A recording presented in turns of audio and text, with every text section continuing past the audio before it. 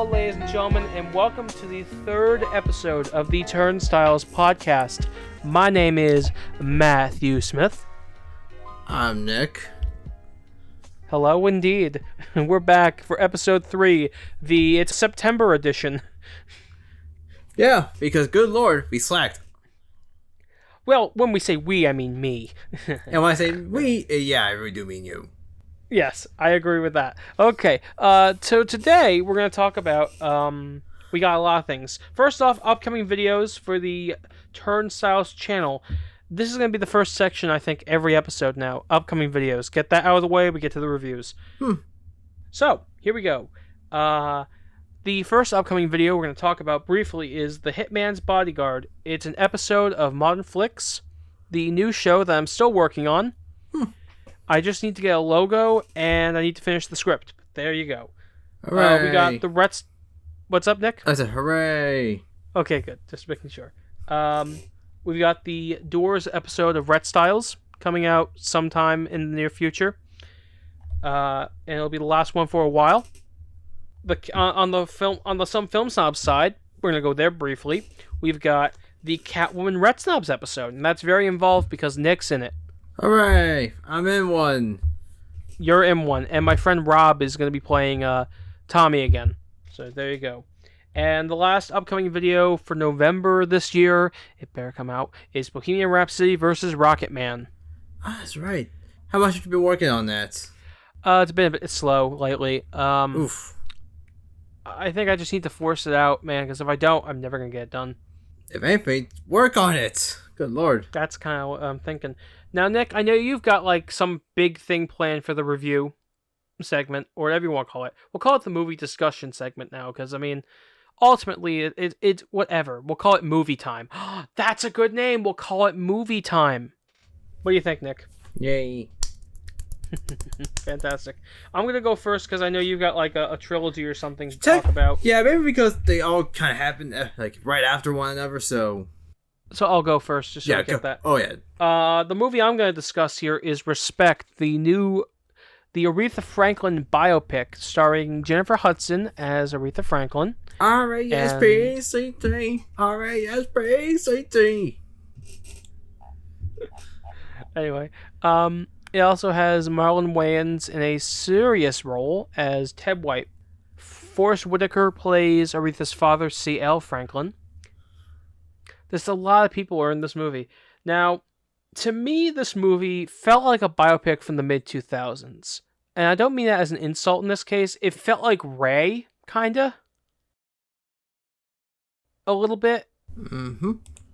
And what I mean by that is that where it's a PG-13 movie, but it's not super sanitized PG-13. It's not as overly sanitized as, say, Bohemian Rhapsody was. It goes over her struggles with alcohol abuse and goes over her own inner struggles throughout her life. It actually shows that. It shows her the how abusive her relationship was with Ted. It kind of goes into her actual life, and it doesn't entirely sugarcoat every element of her person. It doesn't pretend like she was, a perfect person, but she was she was still a good person. You could understand her a bit better because it was closer to being a three-dimensional picture of the real Aretha Franklin. And the one thing I know is that it has Jennifer Hudson singing Aretha Franklin songs. Now this is like Rocket Man is not the first movie to do that, and I don't know what the first movie to do that was. Doesn't really matter in this case, but a big one I think of is Walk the Line. Walk the Line, it came out around the same time as Ray, but it was about Johnny Cash. But that film, instead of having Johnny Cash's singing, they had Joaquin Phoenix do the singing. I have to say he did some good work in that movie. I wish he got an Oscar for that, but then I don't know who would have been giving up that Oscar. Anyway, the important thing is, so the music was good. It's funny. The only song I wasn't too keen on in terms of the performance was "Respect." Really? And let me clarify. When she's just dancing around, okay, so they don't pretend like Aretha Franklin wrote the song "Respect" completely on her own, like it was her song. They acknowledge the fact that Otis Redding did the original version. She's in her own house, dancing and playing with her kids and singing along to the original version. That's a good rendition. The original version's good, but her singing along to it's good. Her in her own house, playing on the piano, trying to figure out what to do with the song, that's good. Her in the studio telling the band what she wants out of the song is really good. But then the live performance is just, it's a little weak compared to the rest of the film. Okay. Which is a shame because it's the biggest song in the whole thing. It should have the, I don't know if it's, it could just be the way they mixed her voice in that song. It could be the take they used. It could be anything. Now, to be fair, the one song I was really impressed by because of the fact they kind of gave it a nice, straightforward kind of presentation, I would say is Ain't No Way.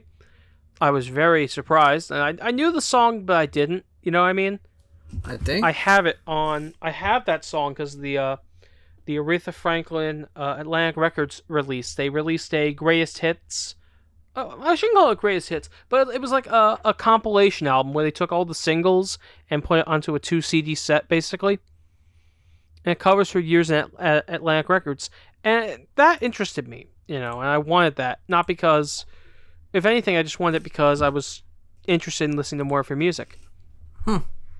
Yeah, and it was not long after she died, and they didn't rush that release out because she died. It was something that was already in the works before she died. Same with the movie. Aretha Franklin picked Jennifer Hudson to play her in the movie. And this is the part where we say wow or something. Wow. Thanks, Owen Wilson. You always know how to make me happy. Yeah. Okay. All right. But yeah, I can't wait for this movie to come out in 4K Blu-ray because I'm buying it, no question. It was that good. Nick, what are you talking about? Because I know you've got a lot. Yeah, because this, oh boy. Oh, here's the thing. This is a series of Netflix films called Fear Street, or in this case, the Fear Street trilogy. Oh yeah, okay. Now I'm familiar. Now I'm a little more like, okay, I know what that is. Go on. It's about this place called Shadyside, being cursed by a witch named Sarah Fear, which star. It's like, okay, yeah, that seems about right there. Especially for a place called Shadyside and whatnot. Shadyside, yes. But that's not the important part. The important part is the main character is Dina, an annoying bitch. Yay! I love annoying bitches. Look, I'm just gonna say this. I don't like Dina that much at all. She was kind of obnoxious to me. But I'm that's this close to saying... Wait, what? Sorry. I'm just this close to saying, where are my annoying bitches at? I'm looking at you, Brie Larson. I shouldn't say that. That was mean. I'm sorry, Brie Larson. I don't know you personally, but, I don't actually hate you. And I think you're a talented performer. It's just that I hate... I'm sorry. You got me into the Captain Marvel thing again, Nick. Captain Marvel, it's a decent movie. My problem is Brie Larson is told throughout the whole movie that she's emotional and that she needs to control her emotions. But she doesn't emote. She has no emotion in that movie. Oh, she is okay, I get bored. I get it. It's a superhero version of Twilight. Yes, actually it is. Where Kristen Stewart, talented actress, can really act. But in Twilight, she's boring. But her character is boring. Bella Swan is a two-dimensional fantasy for all the female readers. They want to... It's basically a blank slate so they can put themselves in Bella's shoes easier. That's right. They want to have sex with a man hundreds of times older than them. I mean, the RPGs kind of have that sort of thing. And you know what? There's better writing. And you actually get invested in those fuckers called characters. Yeah, you're right. And I'm just thinking about how basically Edward is a statutory rapist, I think. You might as well be. I mean, really, think about it. He's 150 years old. Wait, And she's why is he in high school then? Because he looks like he's 16, 17, 18, something like that. I forgot what his age is. Is there it's like a vampire age? Oh god, I'm now remembering dragons and just... Never mind, I'm getting away from that. Hey, look, basically... I'm remembering shit. Edward is he's physically 18, I think, and he's actually 156 or 157, some high hundreds number, and Bella's 16. Yeah, that seems about right. I mean, that's not the weirdest thing in the world. Trust me, I know. You know, I have to say, now I'm thinking, now it's down to the Twilight. When I think of that, I then think of 50 Shades. Oh yes, because Twilight fanfiction. Honest to God, I don't understand how E.L. James could take Twilight and like go, okay, well, instead, Edward is a vampire, but he, I forgot what it was. I forgot if it was he was a vampire who had a BDSM, a very sick BDSM fetish, or he was a normal man whose secret wasn't that he was a vampire, but like he had a sick, twisted form of BDSM, which has the complete opposite of what it really is. Okay, you were saying about Fear Street. That's what we were talking about before Tangent Street. Tangent Street with Matt Smith was filmed in front of a live, dead audience. Oh, yay! You suck! Okay. Pretty much, maybe it's just me, but I just did not like Dina too much. She was just kind of obnoxious to me on that. I don't know, she was just generally obnoxious, kind of a bit of a bitch to her brother and whatnot. Then again, Josh wasn't listening at one point because he was too focused on internet chess, and it takes part 1 takes place in 1994, so let's gotta keep that one. Let's see. Then there's Sam, who perished her lover, or part 1, their former lover turned new lover, which is all the rest of the four. Actually, you get the picture. Look, here's the thing. There's Sam, who was Dina's lesbian lover. Yes, but yes, the whole thing focuses around lesbian couples. So getting that out now. Oh wow, I'm not surprised. I mean, this is a modern day project, so like this came out 2021. I'm just saying this right now. Like it focuses on that, so pretty much it's like whatever.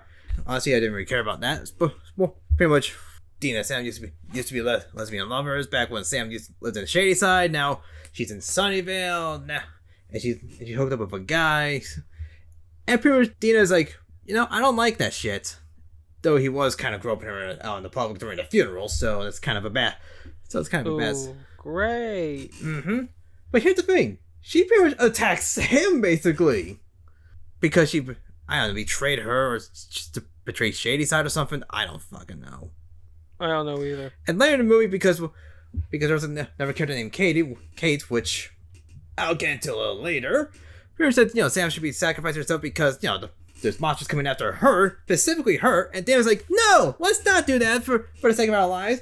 And Sam was like, yeah, maybe I should do this because after me, we can end this for a while. Put an end to that because apparently you need to die to get rid of this curse because we'll get into that. Of course. Anyway, let's see. There's Josh, who's the brother, which I think is like an adopted brother. I think. Wait, probably adopted brother. I have no idea. Possibly, yeah. Pretty much, Josh. Okay, I actually liked him. I actually didn't mind him, to be quite honest. That's fair. That's good. Yeah, he's the one character I actually like from 1994. Yay! Yay, indeed. Pretty much there's alright. Pretty much here's the thing. He's like the nerd tech guy, but he was actually kind of cool. In the end of the day, he was actually kind of cool about doing what he did. That's good. I like that. Yeah, he was actually kind of neat. I liked him. Let's see, dinner. I want to tell you something. Oh yeah, go ahead. I gotta tell you something. This is based off a series of Oh no, it's based on a series of R.L. Stein books. Apparently. Yep, it's true. So this is like what, R-rated basically. Yep. It's like imagine it. I mean, yeah, R-rated with lesbian fan service. Yeah. Okay. Titties. Is that seriously though? There were some sexual bits actually. Not gonna lie.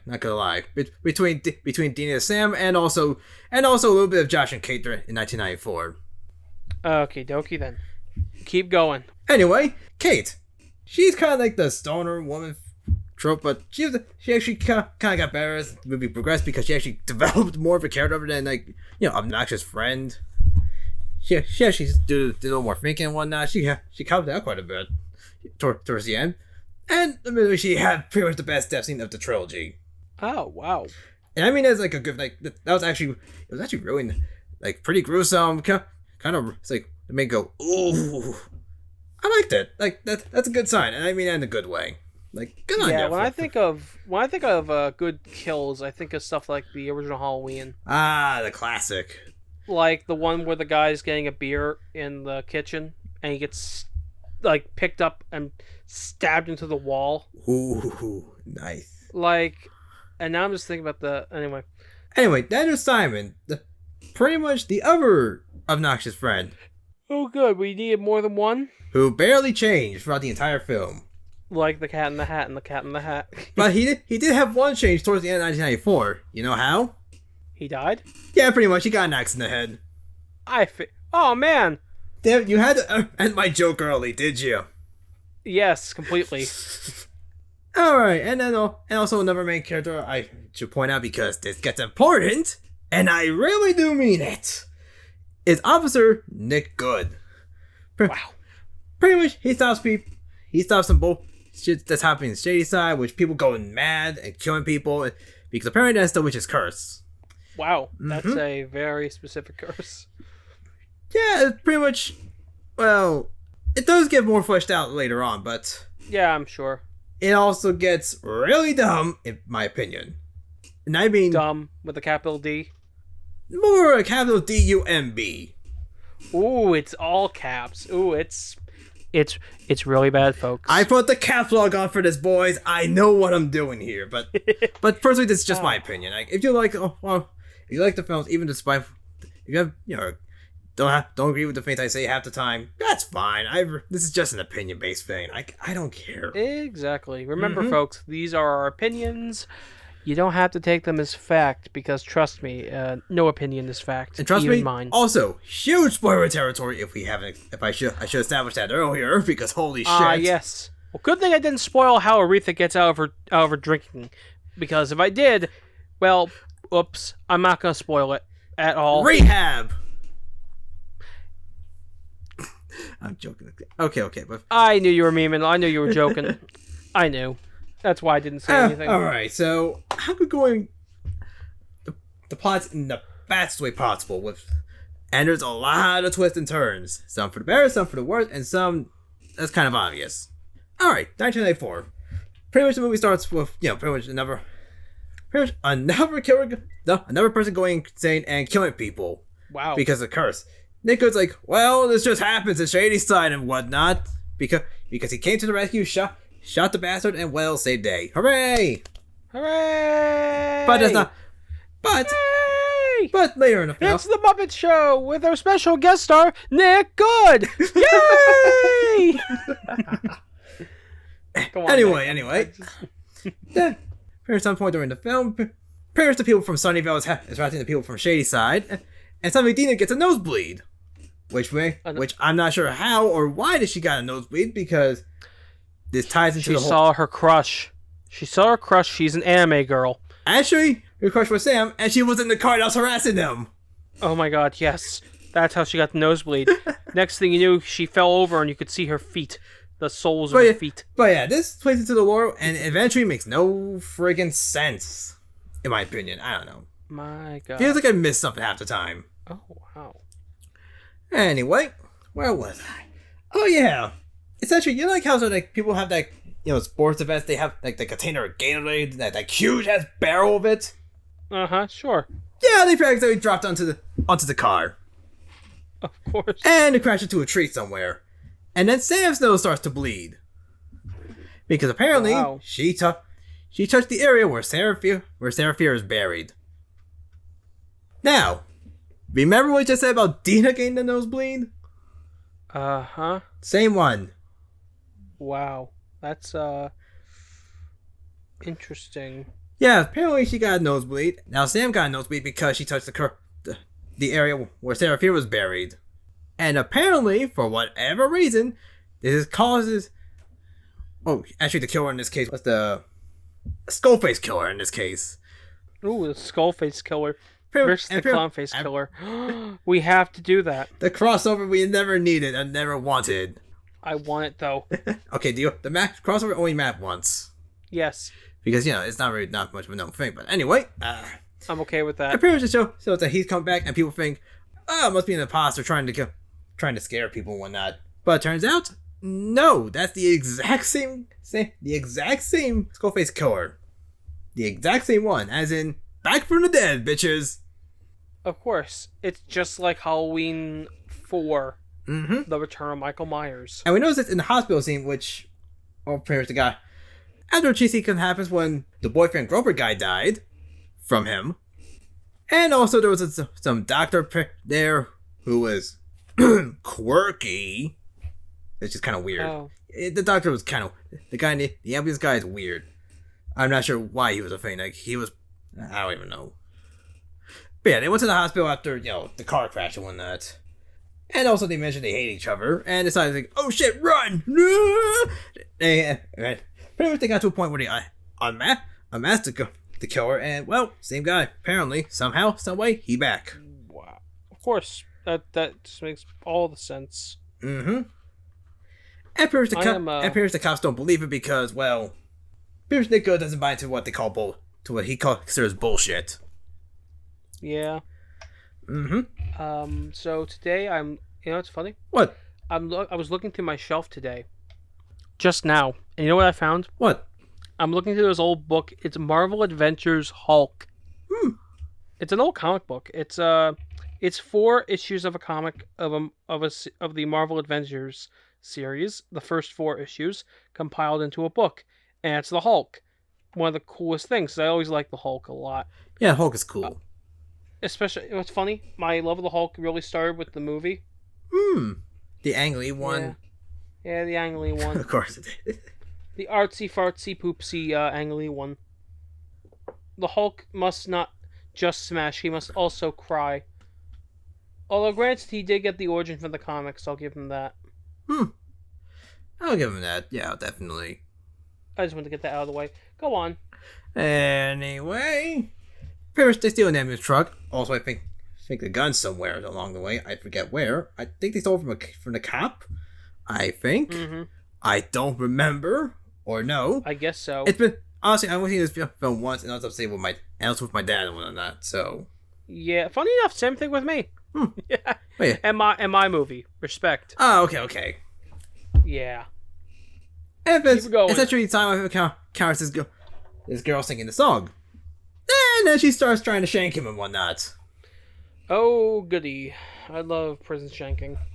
Yeah, because apparently this is also one of the other also another killer coming back from the grave. What? There's 2 of them? Oh, trust me. Yeah. Oh god. This is like This turns more into a rabbit hole.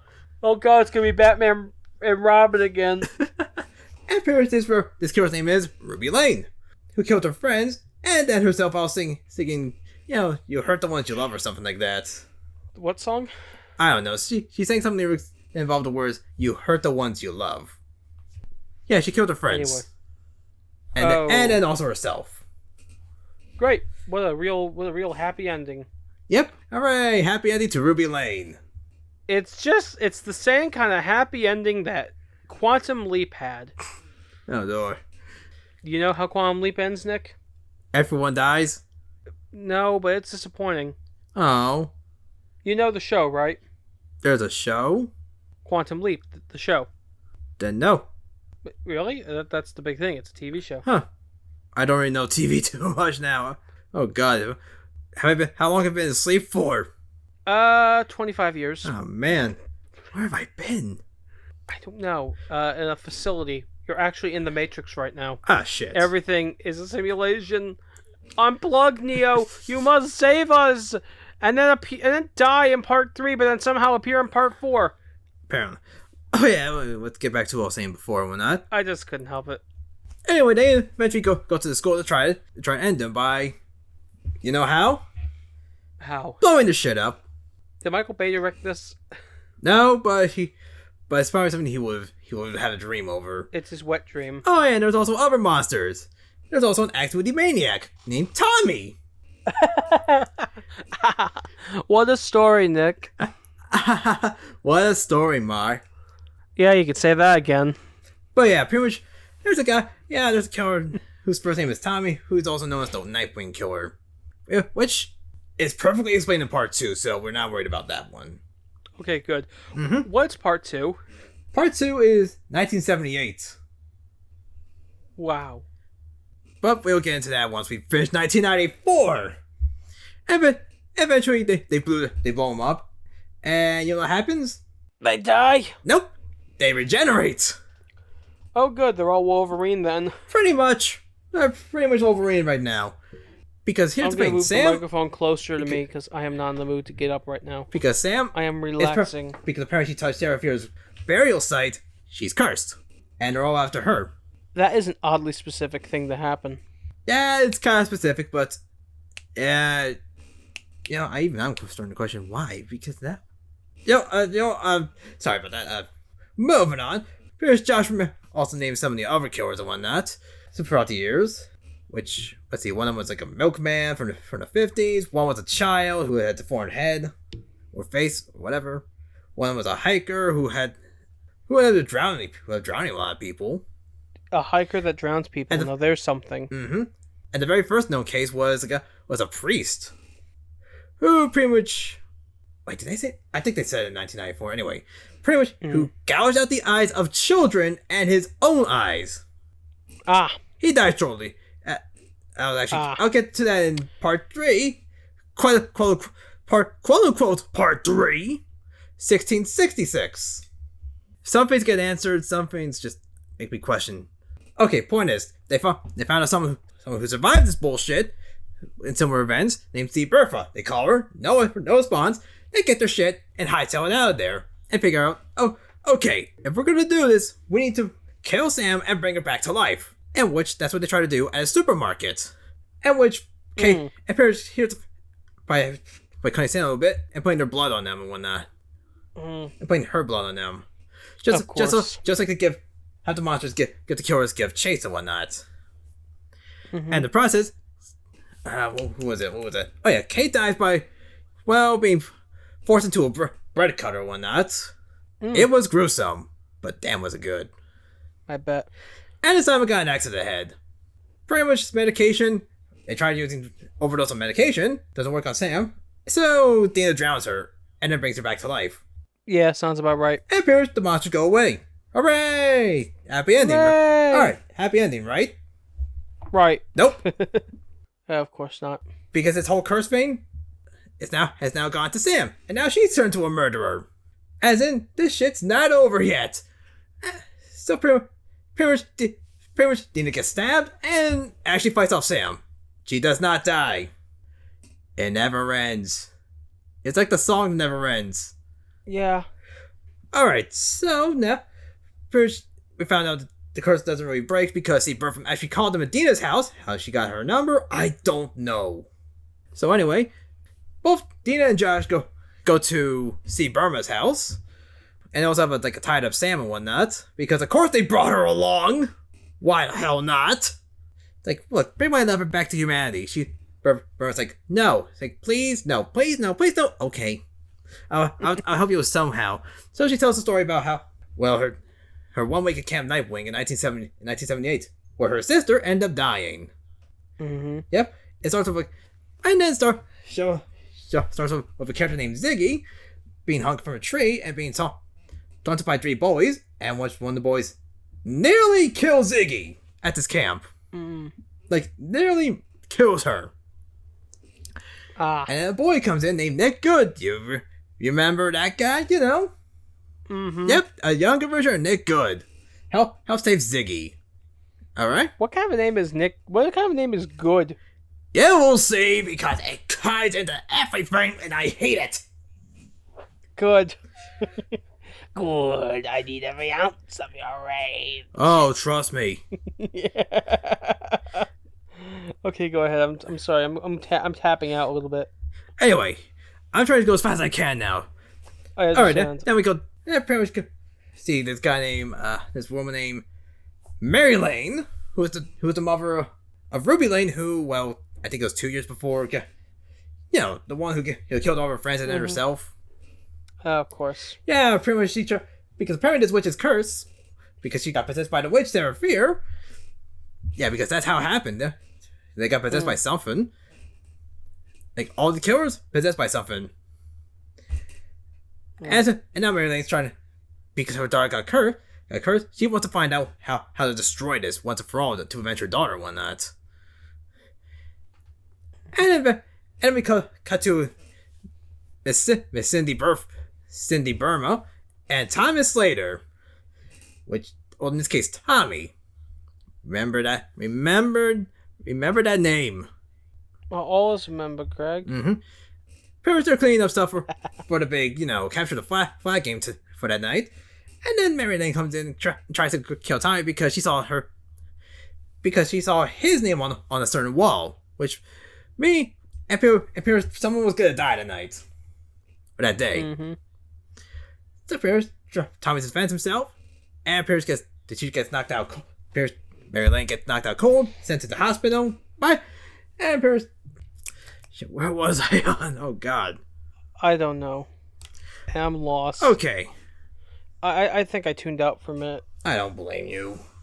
I really did. I almost fell asleep, I think. Okay. And pretty much, Cindy and Sue Stone and her friends go in the woods, find some place, and they find Tommy's name on the wall. They find his place, they go under the ground, find Tommy's name on the wall, and then Tommy turns into an absolute maniac. Alright? Of course. Yeah. And also Nick Good and Ziggy prank on one of the boys, trapped her in the bathroom with leeches. They forgot about her. Now Tommy's running loose. Ziggy tries to save her. Ziggy gets attacked by the bully. Okay, this is getting hard for me to speed this up. So let's cut to the chase. Tommy kills kids, mainly on the shady side. Mm. Ziggy is the one they're after because apparently, of course, she is. Because apparently, the tree that she was being hung from was the tree Sarah was hung from. Wow. Yeah, call Wanky Dink. I know it happens every time. Yes. Also, by the way, Ziggy is Cindy's sister. I should have mentioned that. What? Yep. There's a lot of shit going on. So yeah, pretty much Stone Friends dies along the way, and eventually both Ziggy and Cindy die. Okay. And then Ziggy gets revived and revealed that Ziggy was C. Burma. Which was... This is like a mentally insane kill count video. Pretty much. And also, Ziggy as C. Burma was super obvious. Like, super obvious. I got it within like a few minutes.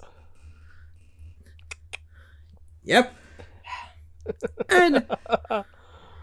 pretty much appears they covered where the hand of Sarah Fear. It appears they covered where the hand of Sarah Fear, since apparently, according to the curse, the hand, when she died, she had a grip. The spreads across shady side and whatnot because grip, land, death, thing, curse, blah blah blah. You get the picture. Yeah. Are we still on part 1? We're on part 2. Okay, good. Just making sure. Don't worry. I got lost. I really did keep going, but yeah. Don't worry. I'm going as fast as I humanly can now.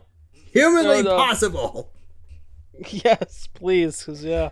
Pretty much, they covered a handful at the malls because that's where the tree was at.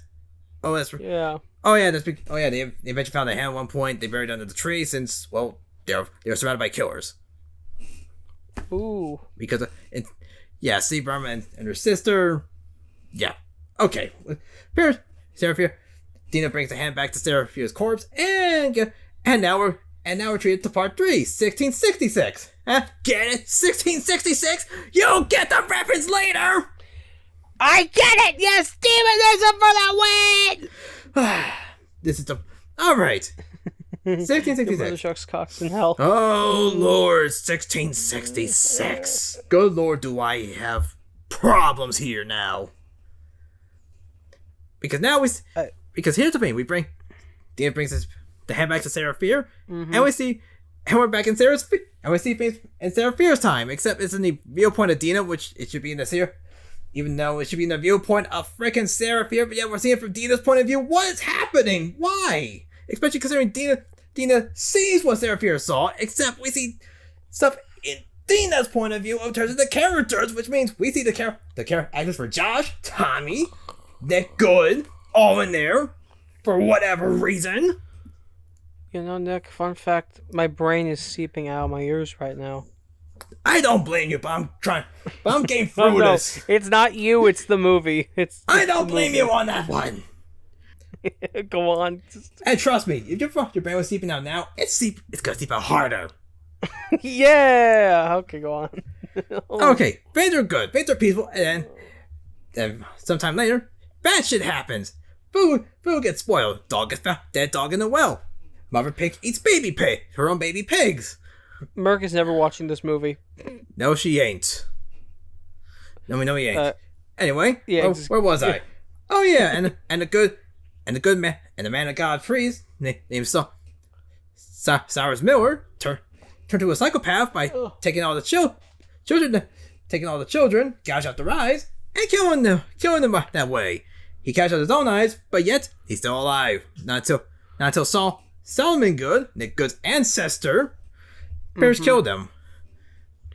Okay. Parrish they accused Seraphir and Seraphir's lesbian lover, because apparently that's also a thing here. Like, seriously. Because of course it is. As witches, because, it's during this, the Salem witch trial era and whatnot, like, that makes sense. I got the book I had to read about that in high school, but... Where was I on this? Go ahead. Oh yeah, she hides in Solomon's house. And it turns out the guy... Oh yeah, I think it's mentioned in part 2 that, this whole... Pretty much, Seraphia worked with Satan. To get for her power and whatnot. Why am I not surprised? I think it was mentioned in part 2. Or part 1? I forget. And pretty much all the killers were possessed by Satan. Except, it wasn't Seraphir. It was Solomon Good. Of course. So are you catching the plot twist now? That Seraphir was never at fault? There was never a witch? Of course. It was all under the Good family. Nick Good. Yeah. Of course. Essentially. How fucking clever. Har. Get it? Their last name is Good. The good guys are actually the villains. Get it? Get it? Get it? Oh, God. That's why I hate this twist so much. I hated this. This can burn in hell for all I care. It is called lazy. Yes. This is one of the laziest twists I had to see. And here's the thing. I like the witch lore. I like what they were going with. But to throw it all away for Nick Good plot twist is so shallow. I hate this. I despise this. Then the more I think about it, the more I hate it. You understand why I wanted to rip into this, did you? Now, do you? What? Now you understand the reason why I wanted to rip into this hell. Oh yes, into this hellscape. I completely understand. Eventually, the Seraphir dies, and now we're back to the end of 1994, and now we're in the second half of part 1666. Also, by the way, get it? There's 3 6s, Satan numbers. Just shoot me already with that point. Me too. Anyway, now we're back in 1994, part 2, because of course we are. Now we have to stop Nick Good. C Burma, Josh, Dina, and some fuck Nick Good arrested because he wanted to throw him in jail. Because apparently he was a corrupt cop the entire time, who was in cahoots with Satan. Of course. I can't call this clever for the life of me. I can't stand this. I can't call it clever either, Nick. It's dumb. Oh yeah, also they still have Sam with her. They also have to possess Sam with them. After all that time. Parents, they do like the same thing they did in part 1, put blood on themselves to attract them. My fucking spine. I've been laying on this chair in an awkward position and it's starting to hurt. Oof. Oh. Okay. Parents, they do like a little repeat thing of part 1. First, the blood attract the killers thing, whatnot, blah blah blah blah blah. But also at one point they spray the blood on the killers themselves. And you know what happens? An all-out killer fight. And you know what? Oh god. And you know what? It was actually really epic. I'm not gonna lie. It was fun to watch that. You know what? I'd love to see something like that, but with all the famous killers in the world, like all the Freddy, Jason, Myers, Chucky. That'd be fun. and definitely bring in Ash. Ooh, yeah, Ash from Evil Dead. That'd be good. Even Yes. though he is a good guy and whatnot. I know, that's exactly why. So Fair save them. balance. Oh, that might be fun. Yeah, that actually would be fun. Anyway, where was I on my own thing? Oh yeah, and eventually Nick Good comes in. They stop. They go, and pretty much Dean ends up killing him. Saves the day. Sunnyvale is now turning more into a shit show. Stage High's getting better. Happy ending for all. Okay, we're good. That's the most brief description of the plot without going into so much detail, but there's some details that had to be spoken of. But yes, that's the entire thing. Well, for being forced to go quicker than I should have. Here's the thing. First, part 1 was okay. Part 2, I liked. Part 3 can eat my ass for those plot twists. I hate it. Alright. That's everything I have to say about Fear Street. We can move on now. Thank God. Yeah, indeed. My ass is killing me. So, I think we're done now. Ladies and gentlemen, it's time for the Fireside chat. Thank God. Now, before we start this, I'm going to order some room service, if you don't mind, Nick. Alright, I'm good to handle the garbage real quick. I gotta bring it up. No problem. Alright. No problem. Get rid of that garbage, boy. Yeah, I gotta bring it up the driveway, so get me back. Yes. Hi. I'd like to order room service. I'd like to order room service, I said. I'm kind of kidding a little bit, but I'm in the middle of recording a podcast episode. I was thinking about making some bologna sandwiches.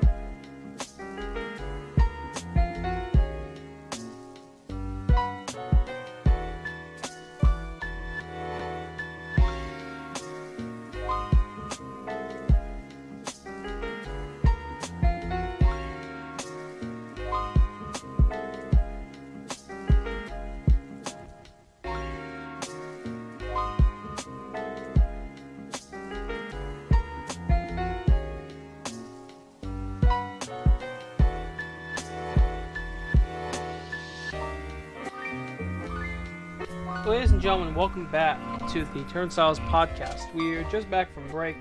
It's time for the Fireside chat. Let's see. I need to look at my topics today. I wrote them down. Here we are. Okay, so the first topic, the biopic formula. Yes, Nick. So the biopic formula kind of works a little. It looks a little something like this. So you start with your subject's childhood. You see them as kids. You see them display their talent, and then you cut to them years later as adults. And basically, you give them this sort of same basic story. They got a tragic backstory. A sibling of theirs died. One of the parents didn't like them. Something like that. And then basically, you keep adding all the cliche things. The rise and fall. And the fall is always really overdramatic, and then you find out it's not even remotely how that happened, or it's very similar, but not exactly. And now, probably even the whole, tragedy happening during childhood is probably cliche now. Yeah, because considering sadly true. Because here's the thing, biopics it takes liberty, so it's not sure how much of that is honestly, completely honest and whatnot. Okay, here's the thing. So even then, I feel like that's a bit much. Ray, for example, it does have his brother dying. That's fair. And that's fair. In Walk the Line, Johnny Cash's brother dies. Now, here's the thing: they aren't lying about either of them. Mm-hmm. That happened to both of them. Sure, I believe it. I'm just saying sometimes they take liberty, sometimes they might over exaggerate and whatnot. I'm saying not. I'm saying some things not. I'm just saying things might not be completely accurate. Bohemian Rhapsody. I hate Bohemian Rhapsody is the perfect example of the biopic formula as a movie. So yeah, I didn't mean to go all kind of weird on that one, but it's just more like a movie sort of thing where you just take liberties. That's it. Anyway, that's it. That's the short talk in the biopic formula. Okay, Nick, I have one question for you. What is the best episode of Retsnobs? I still say Charlie and the Chocolate Factory. Yeah, that's a favorite of mine, to be honest. You know what? I can tell you some stories about that. I shot a version of that video in February, maybe March. And when I looked at the footage. I thought, my God, this is the worst looking footage I think I've ever shot. And at some point I'm telling Sean about this, and he says, hey man, like you did a video with me in February. Give Jacob March. And I was begrudgingly said yes to that. It's a good thing I did, because I redid the video, and the video for Charlie and the Chocolate Factory the second time was the best version of that video that could have ever happened. The camera work was the best, the performances were better, and that scream of mine, originally I was going to dub in an old scream, I think, like a Doug Walker scream, I think, kind of like what I did with the April Fool's Day video. But then I was in that take, and I just decided, screw it, I'm gonna scream. And it worked. It really worked. My favorite thing about that, well, there's a few things. One, I like the sketches, the on-camera material, I mean. I both like and dislike the Sean part. Oh. Okay. Well, at the time, we were very edgy, you know what I mean? Like, a little bit. One, I don't know if I insisted the line be written that way, or he insisted, but there's that line where he goes, I'm here to analyze, anal, 69. Everyone clap. Yeah, if I were to say that, I probably couldn't do it without laughing, if I had to say it like that. Yeah, well, either way, I don't know how he said it. Do you mind speaking again? Analyze? Yeah. I mean, I can't do it without laughing. Shit. Do you mind saying something again, Nick? These headphones are busting on me. Shit. I mean, I imagine. it's okay. Yeah, it's probably time for you getting a new headphones or headset or whatever you'll use. Yeah, because the wire's pretty loose here. Oof. Let's get this finished. Okay. I'll come in. My room service is here. Yeah. Thank you. Thank you very much. Oh, they look delicious. Have a good day. Thank you. Bologna sandwiches. I got hungry. So, we're talking. You know what my favorite episode of Retsnobs is? What?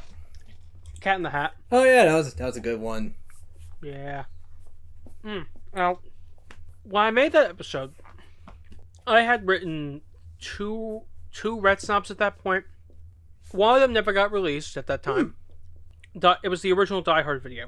Interesting. I didn't release it because it was bad. And the other one was Inception, which I don't think is very good, but that's my opinion. It has that very first video syndrome, you know what I mean? I get you, yeah. Mm-hmm. But it's not that good, but fair stuff improved after that. The only bit I love the ending. Where clearly we go from like all the dream layers, and I'm like, I gotta go review Inception, and then we cut to me watching on Premiere, and then when it's finished, I go, what the fuck did I just watch? I love that bit a lot. So I'm making the video. I write the script. It's very rough, but I think it's done. Jacob, at the time we had a thing where we leave notes. And Jacob left a thing basically saying, you need to go more in depth. You barely have anything saying the positives, but lots of negatives. Go beyond the surface, he said. Something like that.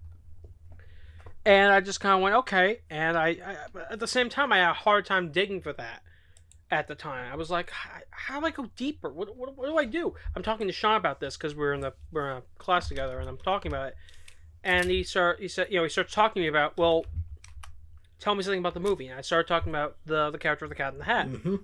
I started thinking about the fact that the character, he doesn't have an arc. He doesn't have a change in character throughout the whole movie. He stays literally the same throughout the whole movie. Now, granted, he's not the main character. If I could go back and change anything in that review, no matter how proud I am of it, I would change that. I'd make it clear that there is an arc, but it's so sudden with the kids. The kids do change, but it's so sudden that they change.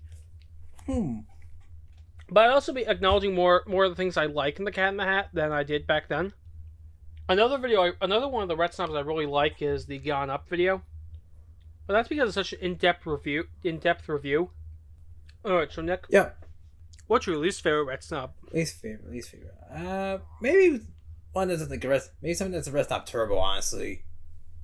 Really? Turbos? Yeah, I'm just it's short. Like, it doesn't really give everything that one should give it to a full review. Like, it just feels like it's like brief, but not the Cook kind of brief. Or it just feels like Even the Blues Brothers? I'm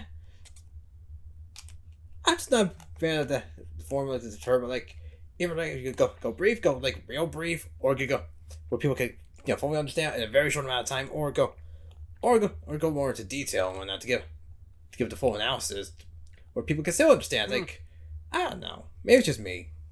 Maybe, because, I mean, I don't like the Dr. Dolittle video, and that's a Turbo. And technically speaking, Christmas with the Cranks is a Turbo.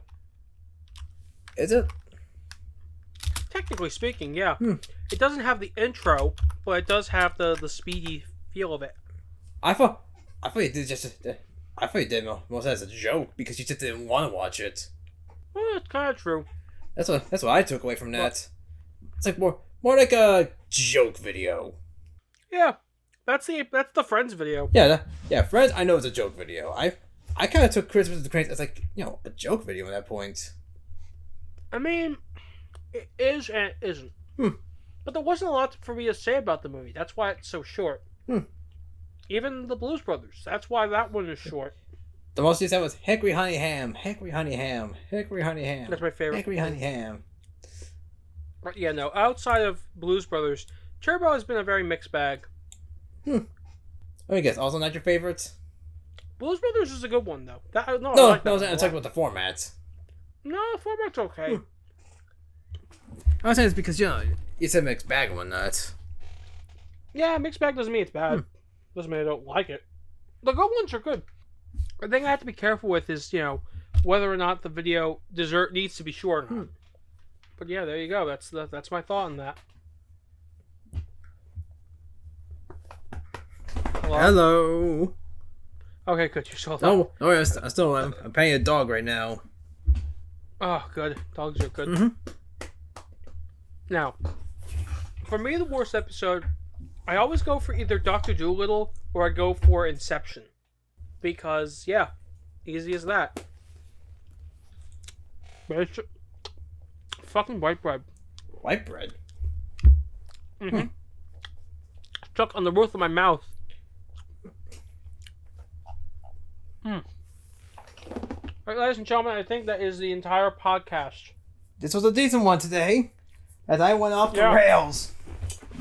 Yeah. By the way, Fear Street 3 sucks. What? Fear Street Part 3 sucks. Yes. Also, PS4 sucks. Ah, there's a topic we can get into. Ooh. Let me tell you something. I tried to use the PS4. I got it when it first came out. It was great. It ran well, did everything good. And then, at some point, I got myself an external hard drive, like an expanded hard drive.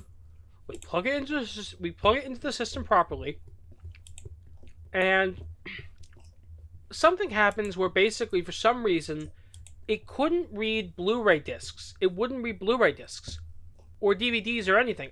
All I could do was maybe play a digital game or watch Netflix. Seriously? Seriously. I got that fixed at some point, so I could play everything. Nice. I have the system running for good many years. Then one day, it kind of does this weird thing where it needs to install an update. Where it needs to reinstall the system or something weird like that. I basically had to reinstall I had to reinstall a certain version of the hardware and basically reboot the system. So I lost all my save data and all the games were basically gone. So I had to start fresh. I did that. I played for a month or two. I play on my Xbox a little bit more. At some point the power goes out, it blips out, and then the system has to do the same thing again.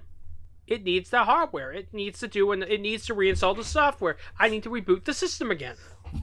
So there goes all my save data, all my games, and not that many. Over the next 2 years, I run through the same thing multiple times.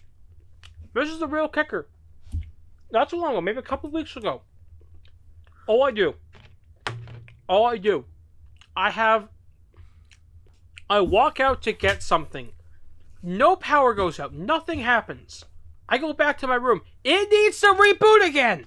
I need to erase the saves I have. The only save game I have is Lego Marvel Avengers. And nothing else. But I still have to reboot everything. So I was fucking done. I'm never using the PlayStation again. Damn.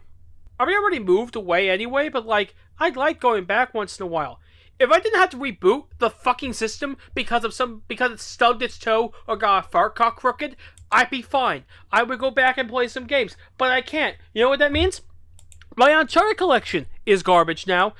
Sleeping Dogs is garbage. Sims 4, Saints Row 4, Red Dead 2, Mirror's Edge Catalyst, Minecraft, Mafia 3, Lego games, a good chunk of Lego games, Infamous Second Son, Injustice, GTA 5, Final Fantasy, shit, I don't know which one that is. It's 15, I think? Yeah, 15. Duke Nukem 3D, Deadpool, the Crash Insane trilogy, all the Arkham games, all three of the big name Arkham games, some of the Assassin's Creed games, the later ones, they all are useless. They're all trinkets now. Unless I get PS5, but I'm gonna get a PS5 because I'm sure it's the better system compared to the PS4. But I'm never gonna use my PS5 again. PS4. That's what I meant to say. Yeah, thank you. Yeah. PS4. Also, I need a new pair of headphones. Yeah, no kidding. Yeah, the left ear is shot now. Oof. It's a shame because I really like these headphones. I don't know what I keep doing to these headphones that causes them to break. That seems to happen. Anyway, that is finally it. I think that's the entire episode. All right. Goodbye, everybody. Yeah. I went off his deep end with the PS4. I went off my deep end with Fear Street. All right, we will see you next month. Hopefully we don't slack this time. Hopefully we don't slack this time, indeed, Nick. Goodbye, everybody. See yas. Thank you. See ya.